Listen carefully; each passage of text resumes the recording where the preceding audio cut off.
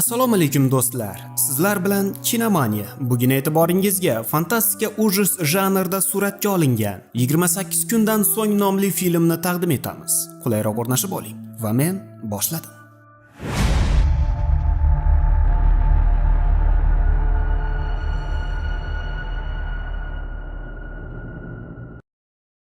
Demak, sirli tajribalar o'tkaziluvchi Cambridge ilmiy tadqiqot markazida olimlar maymunning agressiv holatini testdan o'tkazishmoqda. Hayvonga insoniyat sodir qilgan terrorizm, mitinglar, harbiy harakatlar, o'g'irliklar va shunga o'xshash negativ holatlarni ko'rsatishardi.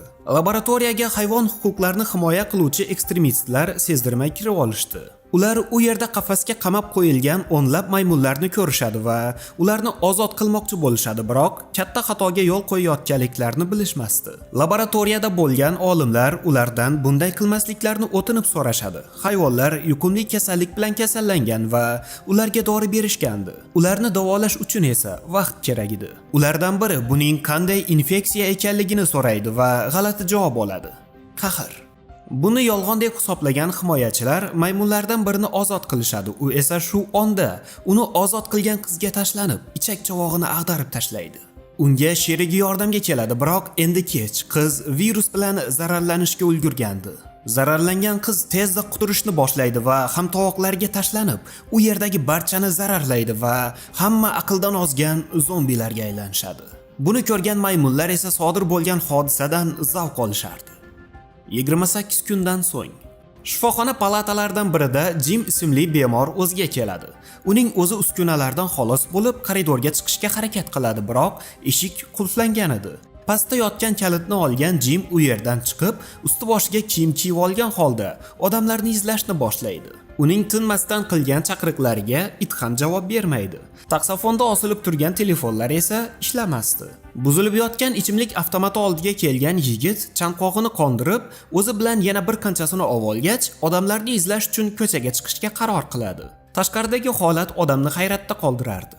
Londonday katta shahar, bo'm-bo'sh, yon atrofda tashlab ketilgan avtomobillar, singan butilka shishalari va bir uyum axlatdan boshqa hech narsa yo'q edi. Zinadagi pullarni ko'rib qolgan Jim ular unga kerak bo'lmasligini sezib tursa-da, biroq birma-bir yig'ishni boshlaydi. Yo'lida uchragan gazetani o'qish uchun olgan yigit virus sababli ommaviy ko'chish holati sodir bo'lganligi yozilgan maqolani ko'rib qoladi. Biroz yurgach, e'lonlar bilan to'lib ketgan devorga ko'zi tushadi. Kimdir qochoqxona taklif qilsa, yana kimdir bepul qabr taklif qilgandi.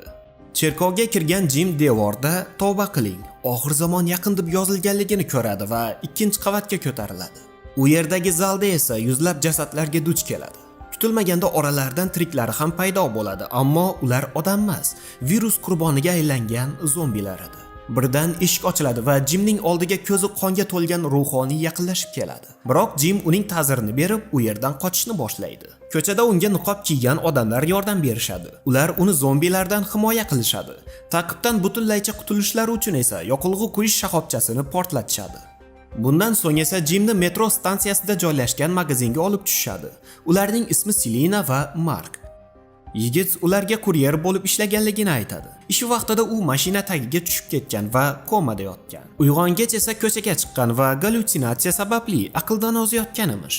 Mark bunga javoban sodir bo'layotgan hodisalar dahshatli haqiqat ekanligini aytadi. Virus avvalga katta bo'lmagan aholi yashash hududlarda tarqalgan, ammo zararlanganlar soni yashin tezligida ko'payib ketgan. Bor yo'g'i 28 kun ichida dunyo butunlaycha o'zgargan. Teleko'rsatuvlar o'chmasidan oldin yangiliklarda bu virus New York, Parij va shunga o'xshash katta shaharlarni zararlaganligini aytishgan edi.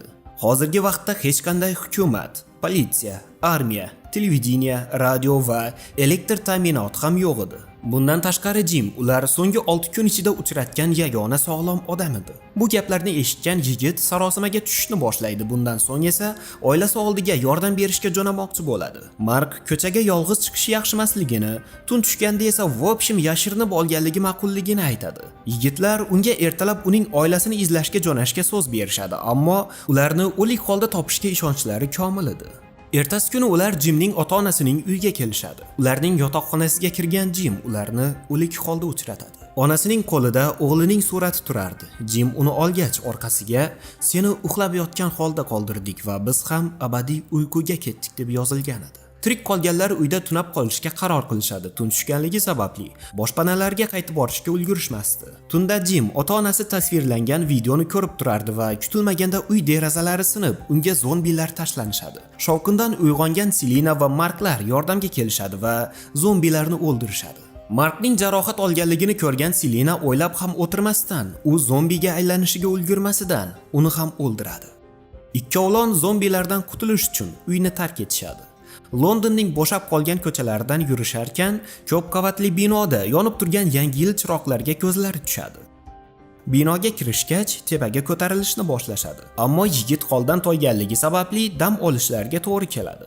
Bundan foydalangan zombilar ham tezda yuqoriga ko'tarila boshlashadi. Ular qochishni boshlashadi va oldilarida politsiya formasi va qalqon ushlab olgan erkak paydo bo'ladi. U ularni 157-raqamli kvartiraga jo'natadi. O'zi esa zombilardan osongina xalos bo'lib, qochoqlar ortidan uyga kiradi. Bu yerda ota va qiz Frank va Hannalar yashashardi. Ular aynan Yangi yil chiroqlari yordamida tirik qolganlarni jalb qilishardi. Ular boshqa bir tirik qolganlarni uchratganliklaridan xursand edilar, ammo Selina ularni xato qilyapti deb hisoblardi. Ertalab Frank va Jimlar suv olish uchun tomga chiqishadi. Bir necha kun yomg'ir yog'maganligi sababli barcha idishlar bo'm-bo'sh edi. Radio orqali harbiylar Manchesterdan 27 mil uzoqlikda joylashgan boshpana haqida aytishgan xabarni eshitishadi. Ular Frankining mashinasida harbiy bazaga yo'l olishadi. Yo'lda ketisharkan tunnel oldida to'xtashadi. Jim tavakkal qilmasdan boshqa yo'l topishni taklif qiladi, ammo Franki unga quloq solmaydi va tunnel ichiga kiradi. Mashina avtomobillar qoldig'i ustidan o'tib borarkan, endi o'tdik deyishganda g'ildiraklar yoriladi. Ular g'ildirakni almashtirish uchun to'xtashadi, ammo bunga vaqtlari yo'q edi. Zombilar bayram qilgani kelishayotgan edi. Biroq so'nggi onda g'ildiraklarni almashtirishni uddalashadi va zombilarning burni tagidan qochib qolishadi. Bundan so'ng supermarketga kirib, zaxiralarni to'ldirib olishgach, yana yo'lga chiqishadi. Bir necha kundan so'ng ular belgilangan joyga yetib kelishadi. Yon atrofni ko'zdan kechirishgach, bu yerda hech kim yo'qligini tushunishadi. Tirik qolishga bo'lgan so'nggi umidlari ham so'ndi. Tushkunlikka tushgan Frank qarg'aning o'lik askar jasadini paqqos tushirayotganligini ko'rgach, o'zini qo'lga ola olmay qoladi. U darvozaga tepadi va jasaddan tomgan qon uning ko'ziga tushadi. Zombiga aylangan Frank Jimga tashlanmoqchi bo'ladi, biroq qayerdandir paydo bo'lgan askarlar uni otib tashlashadi. Askarlar tirik qolganlarni ishonchli himoya qilingan uyga olib kelishadi va u yerda mayor West bilan tanishishadi. U tirik qolganlarga bazada qolib, zararlanganlar ochlikdan o'lishlarini kutishni taklif qiladi. Jim va Selina Frank haqida suhbatlashisharkan, qiz yig'lashni boshlaydi. Yigit uni tinchlantirib, cho'lpillatib o'pa boshlaydi. Vaqtni bekor ketkazmaydi-da. Keyinroq West Jimni hudud bilan tanishtirishni boshlaydi va zanjirga bog'lab qo'yilgan zombi askarni ko'rsatadi. Mayor uning ochlikdan qancha vaqtda o'lishini ko'rmoqchi edi. Tungi ovqat vaqtida kutilmaganda portlash ovozi eshitiladi va zombilar hujumini bildiruvchi trevoga ko'tariladi. Ko'chaga chiqqan askarlar o'nlab zombilarni o'ldirishadi va uyga qaytib kirishadi. Askarlardan biri Selinaga tegajonlik qilishni boshlaydi. Buni ko'rgan Jim esa quturib ketadi. Mayor yigitlarga ayol kerak bo'lganligi sababli ataylab radioda xabar jo'natganligini tan oladi. Buni eshitgan Jim qizchasi oldiga borib, qochish kerakligini aytadi. Biroq uydan qochishni uddalasha olmaydi. O'zga kelgan Jim uning tarafini olgan serjantni ham qamab qo'yishganliklarini ko'radi. Ertasi kuni tongda esa serjant va Jimni otib tashlash uchun o'rmonga olib kelishadi. Orada tushunmovchilik kelib chiqadi va Jim imkoniyatdan foydalanib qochib qoladi. Zabordan sakrab o'tgan Jim kuchsiz holda yiqiladi va yonlaridan uchib o'tayotgan samolyotga ko'zi tushadi va unda umid uyg'onadi. Bu vaqtda askarlar qizni zo'rlamoqchi bo'lishayotgan edi, ammo Selina ulardan unga tayyorlanib olishi uchun vaqt berishlarini so'raydi. U dori ichib o'zini zaharlamoqchi bo'ladi va Hannaga ham dori ichishni taklif qiladi. Bu vaqtda yuvinish xonasiga kirgan askarlardan biri qizlarni to'xtatib qoladi. Kutilmaganda sirena ovozlari eshitiladi. Aslida Jim askarlarni uydan chiqarib olib, qurol-yaroqlarni olish uchun hiyla ishlatayotgan edi. Reja ish beradi. Jim askarni o'ldirib, mayorni sheriksiz qoldiradi va uni uyga piyoda qaytishga majbur qiladi. Jim kechga yaqin qo'rg'onga bostirib kirib, zombiga aylangan askarni zanjirdan ozod qiladi. U sobiq xizmatdoshlaridan biriga tashlanib, uni ham zararlaydi. Bundan so'ng esa birin-ketin zombilanish boshlanadi. Jim ularni birin-ketin o'ldirib, qizlarni qutqaradi. Jimning shafqatsizlarcha qotillik qilganligini ko'rgan Selina uni ham zombiga aylanyapti deb hisoblab uni o'ldirishga qaror qiladi. Ammo bunga kuchi yetmaydi.